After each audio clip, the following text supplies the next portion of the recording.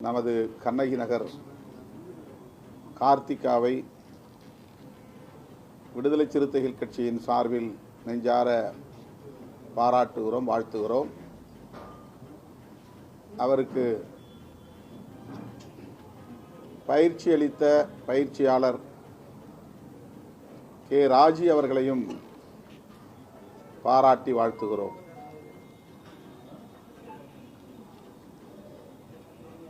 அவர் இன்னும் உலகளாவிய அளவில் இதுபோன்ற வெற்றிகளை குவித்திட வேண்டும், சாதனைகள் படைத்திட வேண்டும் என்று மனமாற வாழ்த்துகிறோம். மிகவும் எளிய குடும்பத்திலே பிறந்து தாயின் அரவணைப்பிலே வளர்ந்து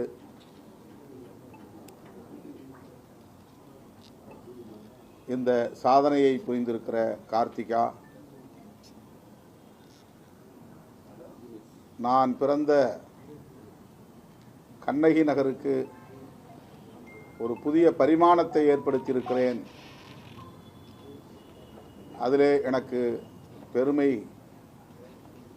இதுதான் எங்கள் அரசியல் என்று சொல்லியது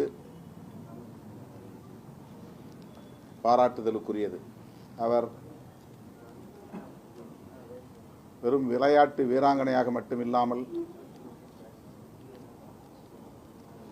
ஒரு அரசியல் புரிதல் தெளிவு உள்ளவராகவும் அவருடைய பேட்டியிலிருந்து நம்மால் அறிய முடிந்தது. அந்த வகையிலும் அவரை பாராட்ட, வாழ்த்த கடமைப்பட்டிருக்கிறோம். கண்ணகி நகர் என்றாலே அதை குறைத்து மதிப்பிடுகிற ஒரு போக்குதான் இவ்வளவு காலம் இருந்தது.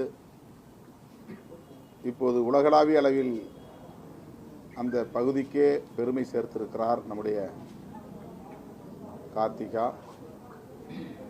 அவர் படிப்பிலும் சாதனை புரிய வேண்டும். தமிழ்நாடு அரசு கார்த்திகாவுக்கும் அபினேஷுக்கும் 25 லட்சம் ரூபாய் ஊக்கத்தொகை வழங்கி பாராட்டி சிறப்பித்திருப்பதை வரவேற்கிறோம். என்றாலும் இந்த ஊக்கத்தொகையை 1 கோடி ரூபாயாக உயர்த்தி தர வேண்டும் என்று ஏற்கனவே விடுதலை சிறுத்தைகள் கட்சியின் சார்பில் கோரிக்கை வைத்திருக்கிறோம். அதை மீண்டும் வலியுறுத்துகிறோம். அத்துடன் அவருக்கு வேலைவாய்ப்பை, அரசு வேலைவாய்ப்பை உறுதிப்படுத்தி இருக்கிறார்கள். மாண்புமிகு முதல்வர் அந்த உறுதியை தந்திருக்கிறார். அது மகிழ்ச்சி அளிக்கிறது. அதே வேளையில் அவருக்கு அரசு வீடு ஒன்றை ஒதுக்க வேண்டும். இருவருக்குமே, அபினேஷும் தந்தை இல்லாதவர் தான், அவரும் எளிய குடும்பத்தை சார்ந்தவர் தான், திருவாரூர் மாவட்டத்தை சார்ந்த இளைஞர், வேல்ஸ் பல்கலைக்கழகத்தில் 1ஆம் ஆண்டு பொறியியல் BA பொருளாதாரம் படிக்கிற மாணவர். அவருக்கும் கார்த்திகாவுக்கும் அரசு வீடு ஒதுக்க வேண்டும் என்றும் வலியுறுத்துகிறோம். தனக்கு என்ன வேண்டும் என்ற கோரிக்கையை விட தான் இருக்கும் கண்ணகி நகர் பகுதியை மேம்படுத்த வேண்டும். குறிப்பாக ஒரு கபடி விளையாட்டு மைதானத்தை, உலகத்தரம் வாய்ந்த ஒரு மைதானத்தை உருவாக்கி தர வேண்டும் என்ற கோரிக்கையை கார்த்திகா விடுத்திருப்பது அவருக்கு ஒரு பரந்த பார்வை இருக்கிறது, பொதுவான நோக்கு இருக்கிறது, தொலைதூர பார்வை இருக்கிறது என்பதை அறிய முடிகிறது. இந்த அளவுக்கு அவரை வளர்த்த அவருடைய அன்னை